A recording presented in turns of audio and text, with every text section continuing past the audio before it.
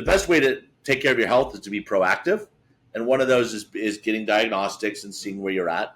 That's why I'm a fan of a yearly MRI, because if I, God forbid, if I have a tumor, I want to see it when it's little and I'll get rid of it.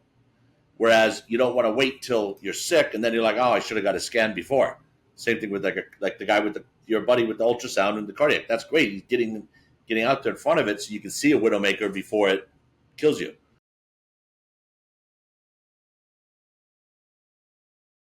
Welcome back to another episode of the Peak Performance Life podcast. Today, I am very excited to have one of the world's foremost experts on a topic that we have not really discussed in depth yet on this podcast, and that is your liver. It is estimated globally 50 million people are affected by chronic liver disease, and that 420 million people are currently living with diabetes, which is a condition that can be improved by good liver health. Now, many of us are led to believe that any issues involving the liver are linked to alcohol, but the truth is that 51% of fatty liver disease is non-alcohol related. So our expert here today, Siggi Clavien, is going to discuss all things liver. His mission is to find ways to improve liver health for people across the globe. He has lost someone close to him through alcohol and liver diseases and things of that nature. And so he's really passionate about this and has really dedicated his life to helping people improve their liver, which is one of the most important parts of our body. So Siggi, thank you so much for joining us here today. Yeah, pleasure to be here. Well, amazing, man. Let's start with a brief background. How did you get interested in the work that you're doing today? So I was originally trained to be a viticulturist. So I was attending a California University to be a viticulturist, which is because it's science, but you're also nurturing for a living being that could be 75, 80 years old. It gets sick, it needs nutrients, and it requires a lot of love and pruning and raising, and they get diseases and all that. And then I lost a loved one to a drug interaction in his liver that killed him. So I was a best friend. And that really set me on the journey. So I've been developing phytomedicines and nutraceuticals for the past 29 years, specifically around detox. It was originally detoxification, so preventing overdoses and helping people with addiction and all that. And that morphed about, even though that was liver-centric, I didn't really at that point understand how important the liver was. But I really focused the last 22 years of my career solely on the liver. And so I become kind of a thought leader, a big evangelist for liver health globally. Amazing. So it's something you hear about the liver, but even myself, someone who has recorded 200 plus podcast episodes and listened to hundreds or thousands of other podcast episodes, you don't really hear anyone go into great detail about the liver or explain it very well or tell us do's and don'ts and things like that. So let's maybe start with some of the basics. Like, what are the important functions that liver kind of performs in the body, and why is it so important? So the liver, in Eastern medicine, it's referred to as the general of the body. And the reason is because it controls so many other organs. And it's a master organ. It's also our largest internal organ. I always joke it's about the size of a small chihuahua. So it's most people don't even know where it is. Basically starts in your chest, about where your chest is. Take the middle of your chest. And then if you follow the bottom of your rib cage, that's the bottom of the liver, all the way to the side. And then the top goes up to the nipple. So it's a huge organ.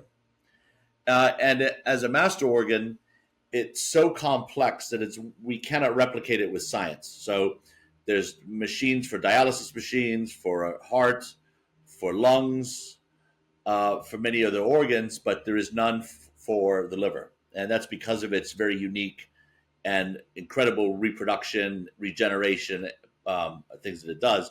And as a scientist, and I work with, I studied plant medicine at Cornell, and I work with the top hepatologists in Japan, South Korea, Switzerland, France, Europe, Germany, India, US.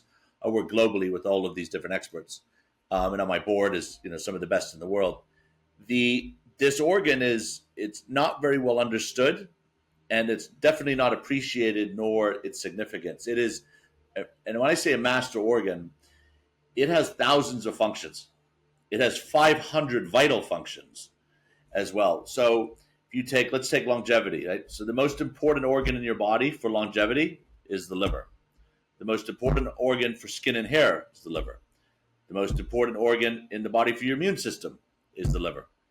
It is also the most important organ for nutrition and balance as well. Regardless of, how good a diet we eat and all these things, you eat it, stomach breaks it down.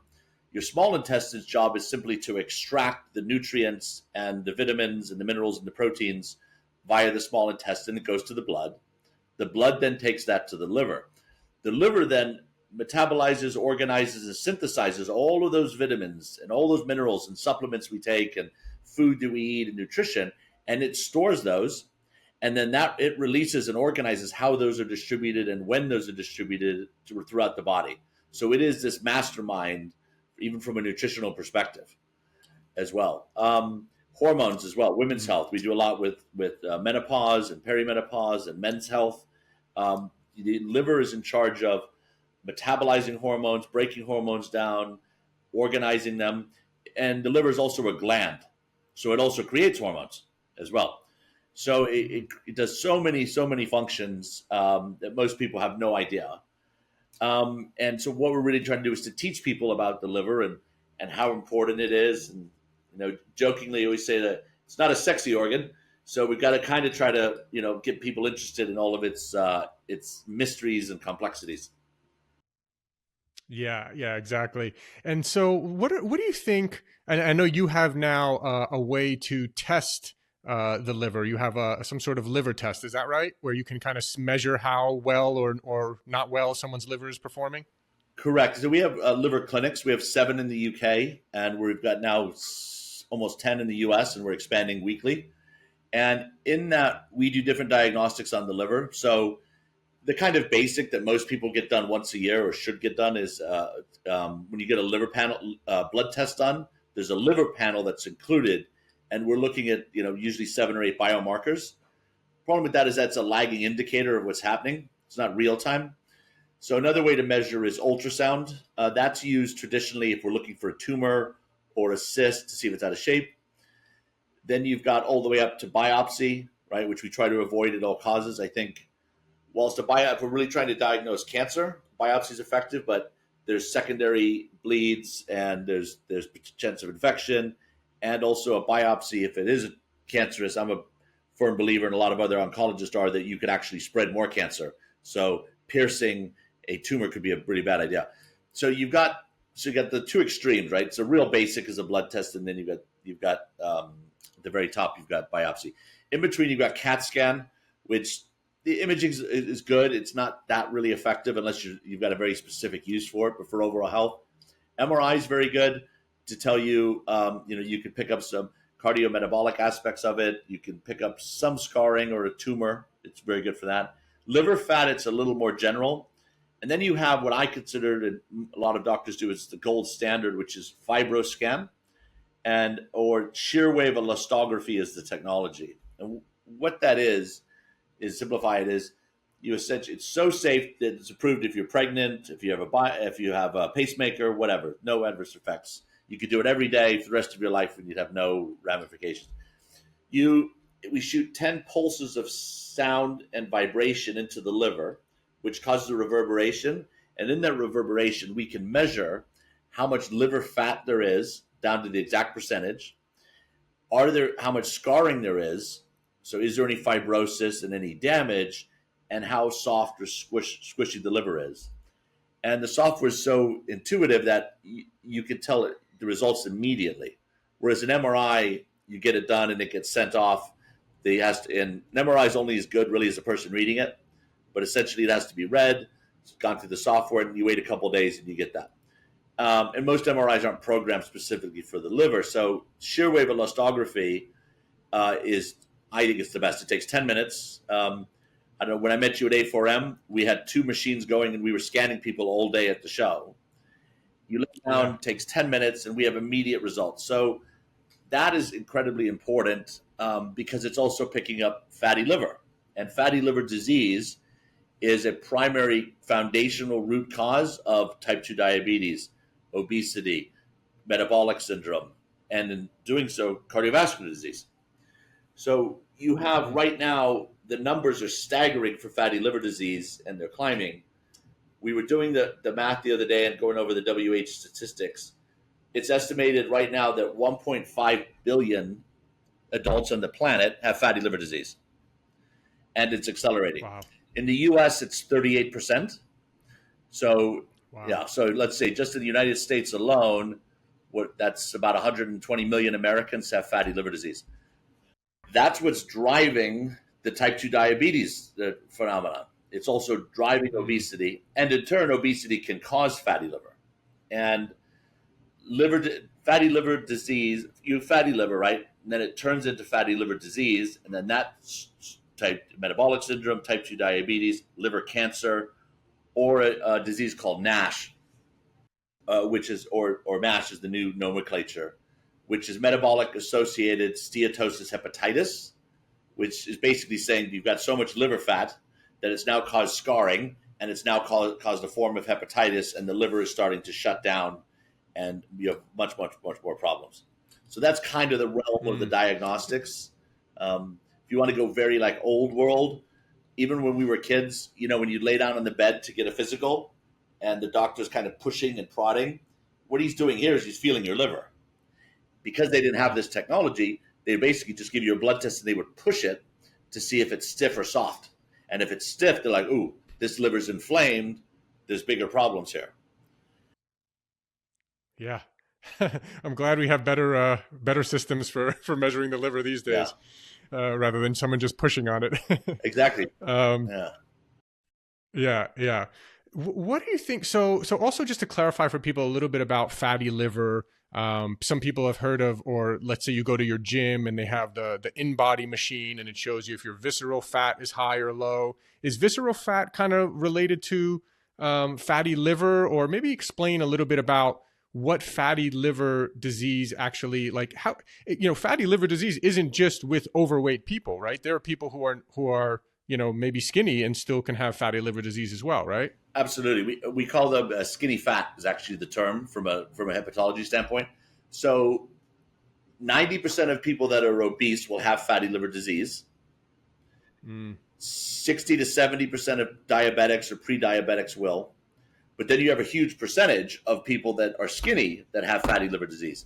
And it's also ethno-specific as well. So people of South Asian origin will have BMIs as low as 20, 22, but will have fatty liver disease. And that's because they're storing more glycans on there. And to go back to your in-body test, so you've got musculoskeletal fat, you've got visceral fat, and visceral fat in the organs is always a concern because it can constrict organ function. It's harder to get removed. That could tighten up. Liver fat's actually its own thing. So it's not necessarily associated with that. And what essentially liver fat is so your liver is also responsible for all the energy that you have. So if you're going to go to the gym and you're going to work out, or you're going to get up after this call and you're going to walk to the kitchen, the energy that you burned to do that function is done and controlled by the liver. And it stores these little thing called glycans. And what a glycan is essentially another thing the liver does is it converts glucose into glycan packets into energy. So it metamorphoses different compounds to create packets of energy. Some it'll store as body fat, and some it'll store as little glycans. And little glycans are essentially little packets of energy or little fat, and they sit on the liver so that your liver has them when it needs to burn energy. So if you get up and run, your liver's going to start burning these little energy sachets, if you will, to keep going. If too many of those start to accumulate, the liver's functionality decreases, and its ability to break regular fat down goes down, and its function starts to go down, and it starts to be what we call a sluggish liver. So they're not, whilst most obese people have fatty liver, not most of the people that have fatty liver disease are obese. So it's different. I mean, it's a huge percentage. 38%. If you're a man between 40 and 65 years old in the Western world, India, China, it's like 70%. 38% is the national average, right? That's including women, that's including young adults. That's the whole gambit as well. And it's accelerating. This was not an issue 50 years ago. It didn't really. It was very uncommon when we were doing a liver transplant and going into a liver on an operating table to see a fatty liver. Yeah. Yeah, it's really interesting. So, and especially you would think in these kind of Asian countries that you mentioned, or just in general, why do you think, or maybe we can kind of transition into what are some of the ways that, if someone wanted to mess up their liver, what would they do, right? So we know what not to do here. Yeah. So 70% of liver disease globally now is non-alcohol related. Great way to, I try to give somebody the example of that. Highest percentage of people with fatty liver disease in the world is Iran. Okay. Iran has 0 alcohol. The second highest is India, Wow. which is incredibly low as well. So you've got genetic propensities that can lead to it, but the primary driver of it is processed foods, ultra processed foods, high fructose corn syrup, glucoses, synthetic sugars. You take those are really what's feeding it. Then you could take a lot of extra sugars and carbs, for certain pharmaceuticals because they're damaging the liver. Because remember, the liver produces the bile acids that break fats down. So the most important thing in your body to break fat down is the liver's job. So if its ability to break fats down goes down, you gain fat more. So you get into this cycle to where it's trying to protect you, but it's now getting overwhelmed by fat. It can't protect you as much. And if it can't protect you as much, it gets fattier. And so your function, it's like almost self-destructive within the, metabolic syndrome, what's happening in the body. And then your insulin resistance changes, reactivity to insulin goes down because that's all controlled by the liver as well. Less surface area because that surface area is covered with fat. So that's going down, and that's, you see, the type 2 diabetes thing. Processed foods primarily. We scan thousands of people, and we've noticed a very significant trend to where it's actually more likely that somebody will get fatty liver disease that drinks like a diet soda with no sugar versus that maybe drinks a regular full fat soda with sugar. And you would think, well, you would think that's pretty strange. Well, like, it's counterintuitive. Well, why would somebody that doesn't have sugar do it? Well, because that's kind of people have been trained to think like, okay, sugar's this massive boogeyman, right? No, the boogeyman is the chemicals that your liver doesn't recognize, doesn't understand, and we have not epigenetically evolved to deal with. So your body goes, whoa, I know what sugar is. I know what fat is. I know this foe. I know how to deal with it. I don't understand what all these chemicals are coming in, these pesticides, insecticides, herbicides, aspartame, all this. So it says, you know what? The threat that I know how to deal with, I'll deal with later. So I'll store you while I go fight this battle. So you could end up storing fats and sugars at a higher rate than you normally would because you're fighting this other battle. Yeah, that's really interesting. And it's a great point you pointed out there with the diet soda versus regular soda there as well. I try to warn people about that all the time. They think just because it has 0 calories or whatever that it's okay for you, but there's something more here, and I'm glad you're talking about it because this is a pretty clear correlation. So I guess people who you see who have the clean liver, so they take your liver test and they have a good positive result. What does that person's diet typically look like, you think? They're eating whole foods, right? So they're eating whole vegetables, whole meats, whole fruits. It's the nice balance. They drink a lot of water. There's no processed foods. There's no synthetic junk in there. They exercise at least moderately. They drink lots of water. They have somewhat of an active lifestyle, right? That's like a perfect liver. They take vitamins and nutrients and supplements, and they've developed like a great equilibrium within them. That's primarily what you would see, and then they've got youth and genetics on their side helps obviously, and also what pharmaceuticals they're taking, because a lot of pharmaceuticals and drugs are metabolized in the liver, i.e., the damage that they can also cause damage to the liver. Like when we look under 50,000 X on a microscope looking at these crystals in the liver, which cause a lot of damage, Sometimes those are alcohol, and sometimes those are like antidepressants. So if you look at the damage an antidepressant does, or the molecule of sugar and the molecule of alcohol are pretty much all the same. So molecular level, they're both ravaging the liver. I was with he's considered the top hepatologist in Europe. We were having lunch, and we were sitting there, and a little kid walked by with a juice box. So it obviously had fruit dye in it, high fructose corn syrup, which is just the worst. And he said, see that little boy right there? He says, would you give that little boy a beer? He said, well, of course not. I said, why not? He says, because it would damage his liver. He says, yeah, but that juice box is doing the identical damage than if you gave him a beer. So that's how damaging chemicals can be. And another great example, which the British Liver Trust did, is in the UK, we call it paracetamol. In the US, it's acetaminophen. It's Tylenol. Dissolves liver tissue. One dose of 250 milligrams of that has been shown to do as much damage as 6 pints of beer. Wow. And by the way, one capsule, because I'm always very aware when I take Tylenol and I try to avoid it as much as possible. One capsule is typically 500 milligrams, isn't it? I think of Tylenol. You probably get a maximum strength one. Yeah, I think in the UK, because if you take 2, it's 500. Yeah, and in the UK, it's slightly different, smaller. All the servings in the United States are always bigger. Yeah. So I mean, so 6 drinks equal to 1 Tylenol. So Tylenol is a factor. You mentioned antidepressants could be a factor. Yeah. What about things, anything with regards to like statins or any other medications that you see could cause issues there? So statins, there's a lot more science is coming out about there's a toxicity aspect of statins, that they're causing damage.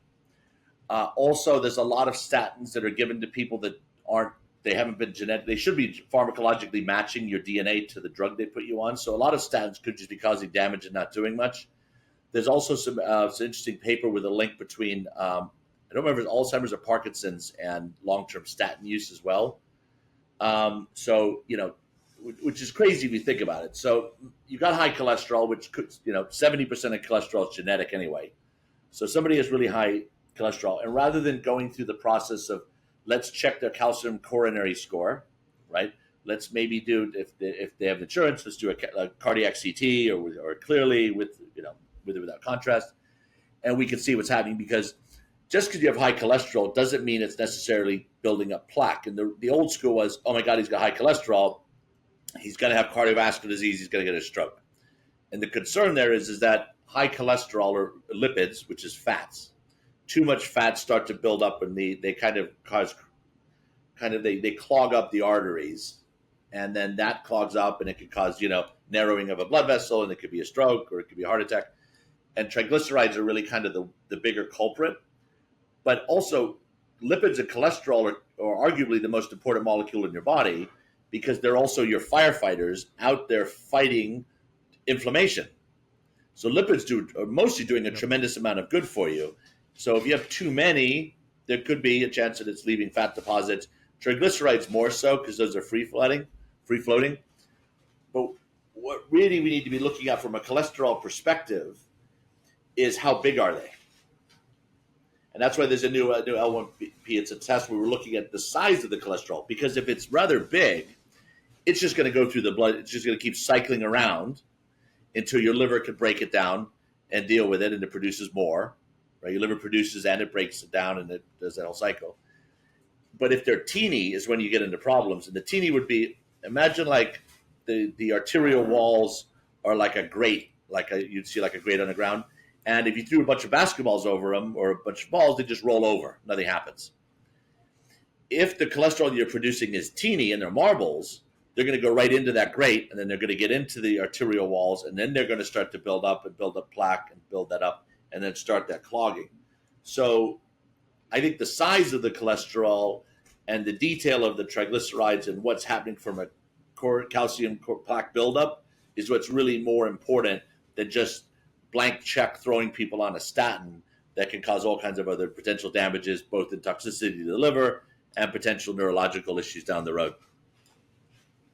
Yeah, I completely agree. And we had an expert on the podcast as well who who does mobile ultrasounds and will scan and check things. It's funny you mentioned ultrasound as well for the liver. He was doing it for the heart for people who Amazing. maybe have high cholesterol, and then they do a ultrasound, and then it's like, oh wait, maybe you don't need a statin, everything looks fine, versus just blindly going on the statins, which could cause a lot of issues. So this is great stuff. So now I know you've developed a product that has a lot of great stuff in it, but also just for people in general, right? Like, it's funny because you don't really hear a whole lot of, like, I'm in the supplement industry, and you hear about, okay, milk thistle is good for, your liver or something, but you don't really hear, it doesn't get as much notoriety as maybe some of the other, anti-aging, longevity supplements, stuff like that.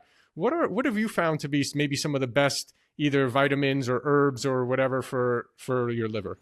So, as somebody who's been formulating and developing phytomedicines and nutraceuticals for 29 years, both Eastern and Western, so Ayurvedic, TCM, Western medicine. I've studied with shamans in the rainforest, and looked at one for cardiovascular disease down in Panama, and various plant medicine. Phytomedicines and plant-based are much, much higher percentage of efficacy, which we've seen, versus a chemical or synthesized. I think a basic herb that's very good is milk thistle. If you take one a day, I would say it's better than not doing anything. There's a lot of great properties to milk thistle. I'm also a trained herbologist. It's a nice supplement to take every day.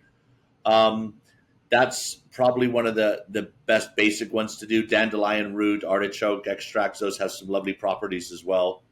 I used to use those in other products. The current formula, the kind of the star of the show that we've spent the last 19 years in research and development on, is called de-liver-ance, and that's a plant-based antioxidant elixir. That's 19 ingredients, and that took 18 years and tens of millions to develop, and we did loads of clinical studies. And I started using really Eastern medicine in about 2012 because I love that there's so much Kapia. So, you got 5,000 years of written medical history and Kapia to pull from, and knowledge and wisdom that's there.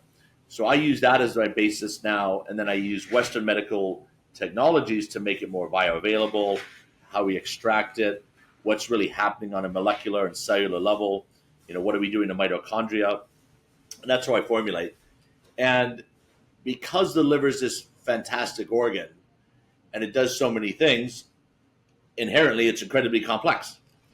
So how we formulated was we look at the whole body holistically, as we all should, for health or for longevity or for peak performance, right? It's not just your muscles or your reflexes, right? You got to get everything in your brain and your brain chemistry, and you got to get everything into account.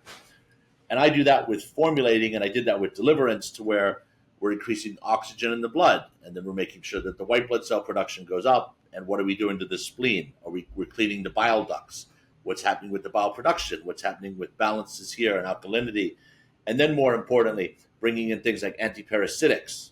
And some herbs that we use in the Chinese medicine have no known use for liver health, which is true. But if you combine it with this plant and this plant, you get a completely different effect. So we work on a molecular level to do that. And, we metabolize liver fat. We optimize liver function on a cellular level, so that the liver optimizes really good. So we're talking to patients or somebody, and they're like, well, how can your product do all of these incredible things? I'm like, well, actually, the hero here is the liver. The liver is the hero doing all these incredible things. I formulate and have done this to be able to give the hero everything it needs. So maybe a better sword, and maybe a better shield, and maybe a suit of armor and a cape. And then I always think of it like, and I'm showing it where it's at and giving it light and vision with diagnostics, so that the liver can do its job. And that's why doing things like MRIs and fibroscans and blood tests all kind of create this symphony to optimize liver function as well. Amazing.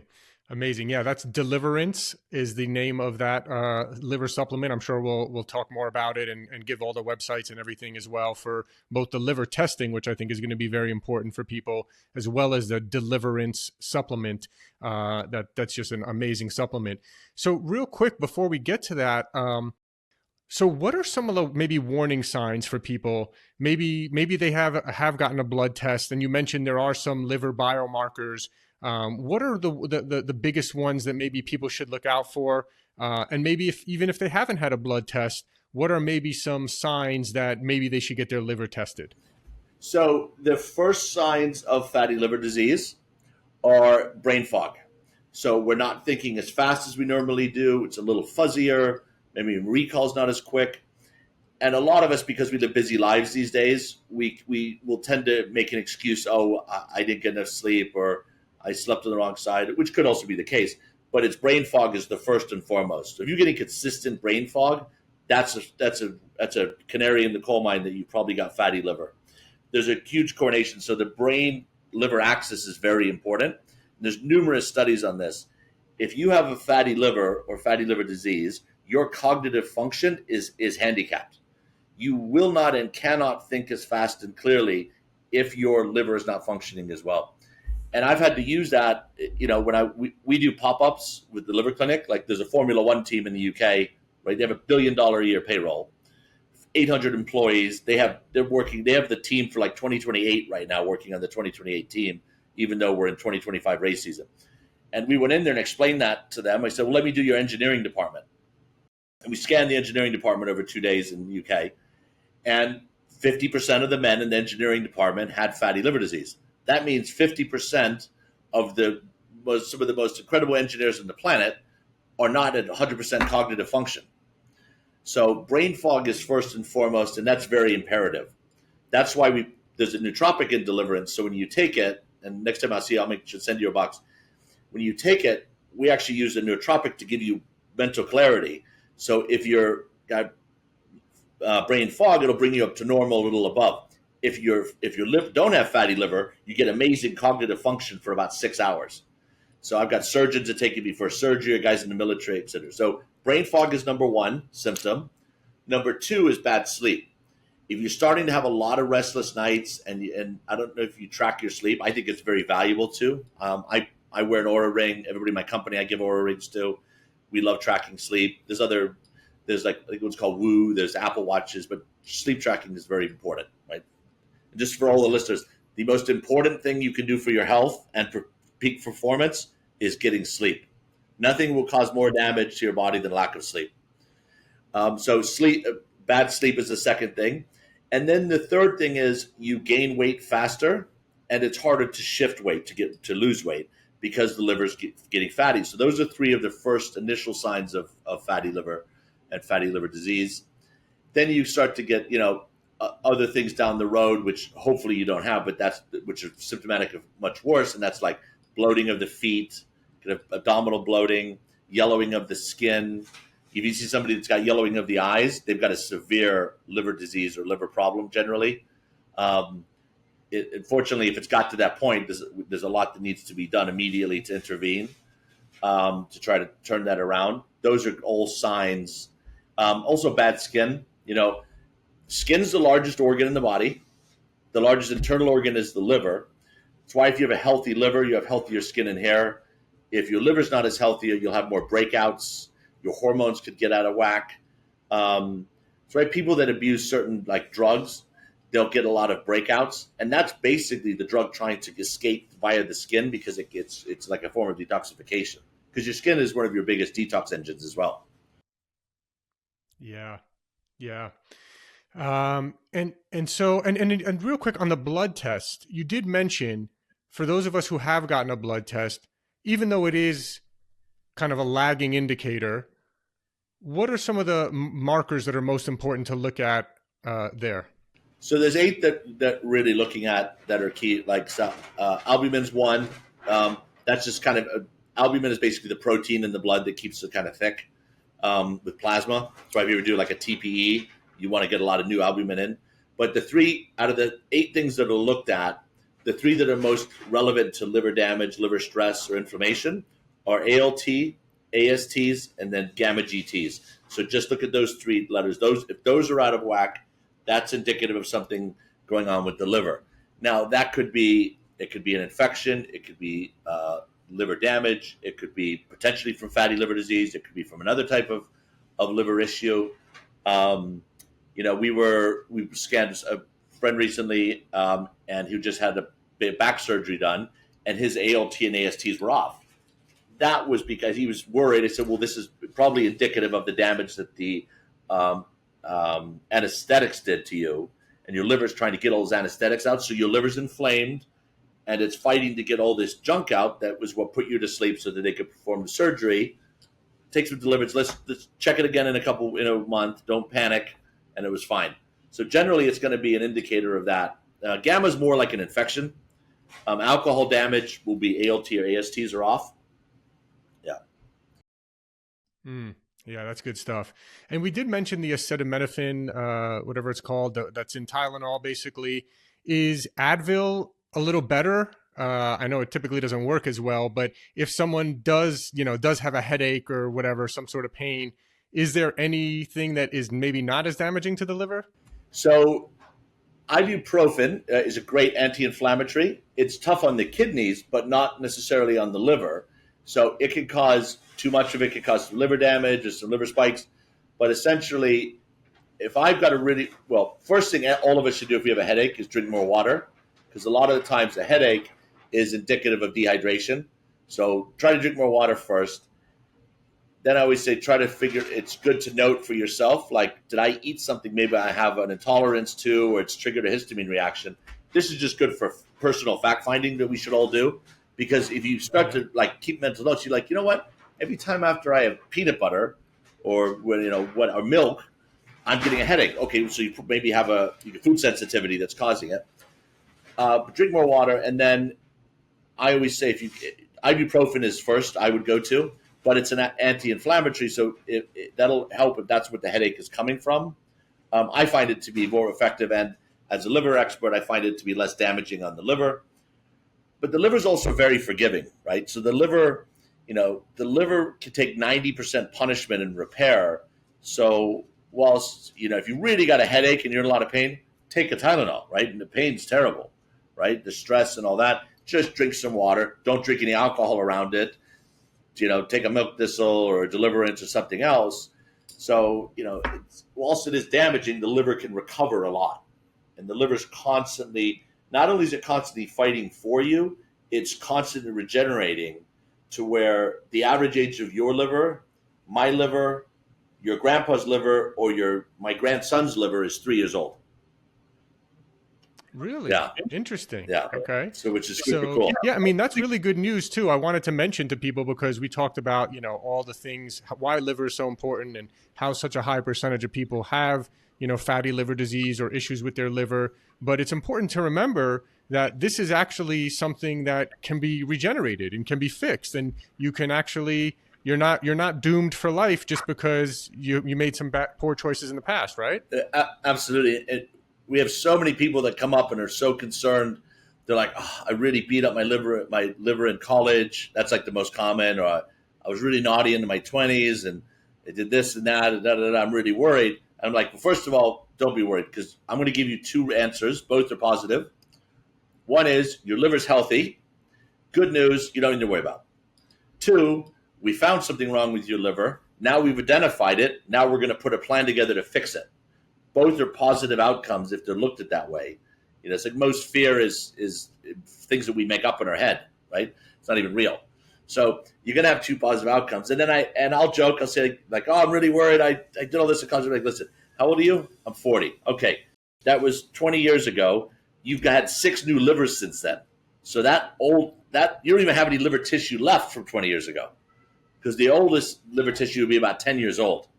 So if you're in the liver, the silver lining here, and one of the reasons I'm such a fan of the liver is it's this incredible regenerating organ. It's the only organ that fully regenerates.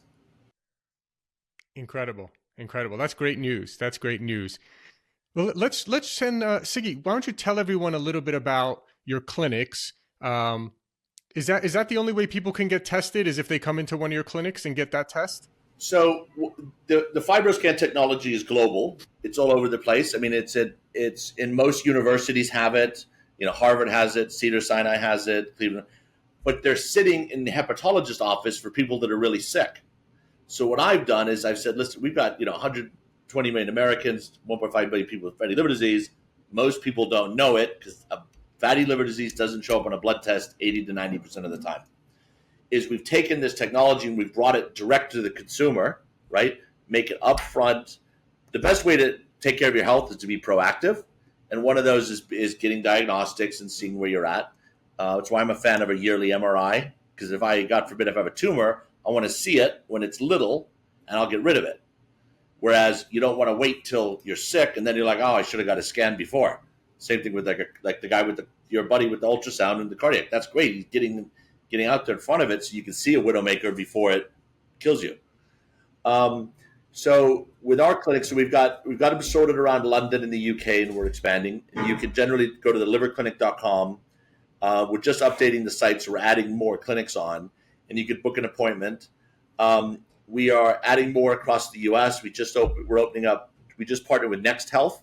So we'll have one in Next Health West Hollywood. We'll have one in Next Health New York, Nashville, and we're rolling those out. And then we have different partners around the country. We also do pop-ups. We go to businesses and do liver clinic days. We go to all the biohacking and health optimization summits and do those. We go do outreach programs. We're working on a thing with Maha to actually go into the schools because this is nuts. 17% of teenagers have fatty liver disease. So that's between 12 and 17 years old. And between 4 and 12 years old is 10%. Right? This is outrageous. And so part of what the Maha Initiative, what we're doing is let's get the processed foods out of the schools. Let's get the kids eating real vegetables and real meat and real drink water, pulling all all these chemicals, all this crap and fake additives out of the kids, and let's get the kids healthy because we spend more money on childhood health care in the United States than any country in the world. We also have the sickest children in the world. 50% of the kids in this country will have a chronic disease by the time of 18. And one of the big drivers for that, that's why I'm such a fan and collaborate like Callie Means and his sister Casey Means up for Surgeon General, is nobody's going to protect the kids more than parents, and we just got to give parents the tools to do that. So we're going to go, and we'll pay for this as a charitable thing. We'll go to schools and scan kids. You want to go to impoverished areas.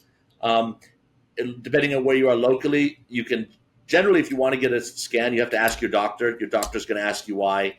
He's going to give you a blood test. If your blood test is fine, the insurance company's not going to want to pay for a scan. So if your bloods are out, you can try to get a prescription for a scan, and then you can get one. Worst case, you can cash pay at some of those places. But we tried to get Mayo Clinic. We said, we want to send you like 500 clients a month to get scanned. And they said, well, unless they're going to be patients of ours, we're not interested. And I'm like, this is preventative healthcare. And they're like, we don't care. Right? And the truth, they're not in the business of preventing people from getting sick. So we're like, okay, right, we're just going to have to create our own clinics. And that's what we did. So now we're rolling them out and we're partnering with different longevity institutes, functional medicine, integrative medicine, cardiovascular, gastroenterologists, endocrinologists, right? All those fields of medicine are affected by the liver. So we're partnering with them to put in the technology, the know-how, and to be able to make it so it's liver health should be democratized. You don't just wait for somebody to get sick to treat them. That's right. That's right.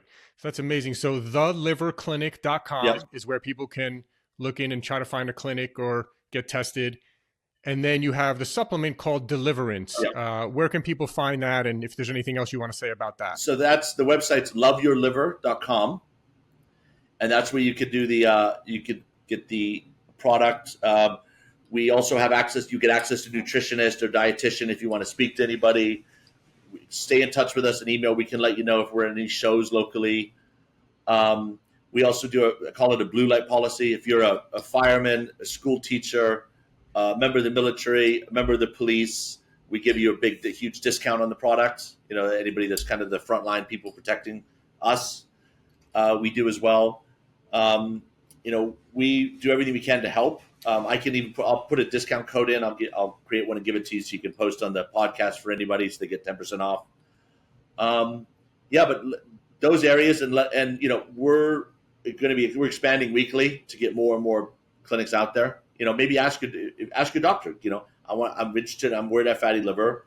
I want to get a scan, see what he says, and if they can't help you, contact us, because we also do road shows. So we might catch you somewhere or tell you where we'll be, and we could do that as well. Amazing. Amazing. So loveyourliver.com and theliverclinic.com. Siggi, this has been amazing. This is a really important topic that not enough people are talking about. So I'm glad we're getting to spread the word here ourselves. Anywhere else you want people to follow you on social media or anything else you want to shout out? I think our Instagram handle's de-liver-ance.elixir. That's a really good place. It shows a lot of the shows we're at and loads of information there as well. I think we have the Liver Clinic as well for Instagram. LinkedIn, we're pretty active. Those areas, I think what I want most people to do is just be conscious of their liver, be conscious of their health, love your liver, because it loves you, and you start to have that relationship, and your whole health is going to improve on many levels. Love it. Absolutely love it. Siggi, this has been great. Really appreciate you taking the time, and hope we can do it again sometime. Absolutely, my pleasure. Thank you so much for having me. Thank you. Thanks for listening. If you enjoyed the episode, can you please leave us a rating or review and subscribe? I've realized that while we have actually increased our downloads a lot, we're actually getting a lot of downloads, which I'm really happy about. We actually have very few ratings. And I realized that I've never asked people really to rate much. So I'm asking you now if you could please rate and review and subscribe. And if you enjoyed the episode, please forward it along to anyone that you think will get value out of this. Also, if you haven't checked out our line of products at buypeakperformance.com, you get 20% off your first order. That's www.buypeakperformance.com.